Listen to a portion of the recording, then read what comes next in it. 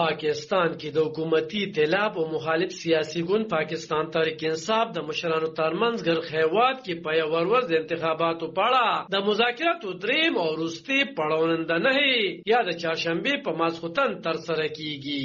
له مذاکراتو یو ورځ وړاندې پخوانی وزیر اعظم عمران خان ویلي و چې په دې مذاکراتو کې به هم دا یو غوښتنه وي چې په یو ورځ انتخاباتو لپاره باید حکومت 13 مای نه وړاندې سملې ماتې کړي او کوچری داسې ونه کړي نو دوی به بیا په 13 مای د پنجاب صوبې انتخابات غواړي. خو د خیوات د دفاع وزیر خواجه آصف بیا ویلي دي چې عمران خان سره خبره اترې هیڅ ګټه نه لري او انتخابات به په خپل وخت د اکتوبر میاشت کې کیږي. رسنۍ وایي چې په نننو مذاکراتو کې به په یو ورځ ګر خیوات کې د انتخاباتو په اړه حکومتي او د تحریک انصاف پلاوی یو بل ته د خپل ګوندونو نظرونه مه تګدي او حسب کوي چې لدی خبرو اترو سره دا پداسې حال کې د حکومتي ائتلاف پی ډی ایم لوړاندې واضح کړی چې خوي غواړي چې راتلونکي بجټ وړاندې کړي او ترخه وروسته ګرخیوات کې انتخابات په یو ورځ وشي. خو د تحریک انصاف ګوند مشر عمران خان وایي چې هغه یوازې په دې شرط په یو ورځ انتخاباتو ته تیار دي چې حکومت د 13 مای نه وړاندې اسمبلی ماتې کړي.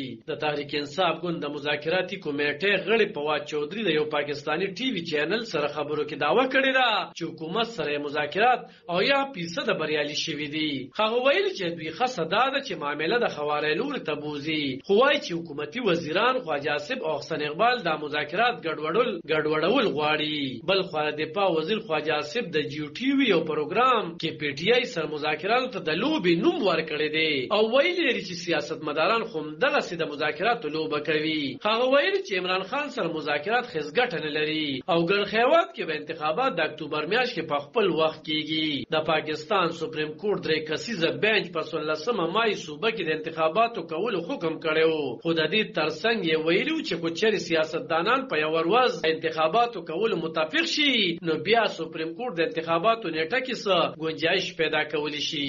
لخواجه آصف وړاندې د حکومتي اتحاد نور مهم مشران مولانا فضل الرحمن او بلاول بوټو هم د چیف جسټس لخوا سیاستمدارانو ته خپلو کې د مذاکراتو په حکم سخت نیوکه کړې وي او ویل یو چې هیڅ څوک پر د ټوپک په زور مذاکرات نشي کولی. پنجاب کې د انتخاباتو د قضیې په تیر اوریدنه کې د سپریم کورټ مشر قاضي عمر عطا بندیال واضح کړی و چې عدالت د مذاکراتو هیڅ امر نه دی کړی بلکې فقط یو مشوره یې ورکړې و.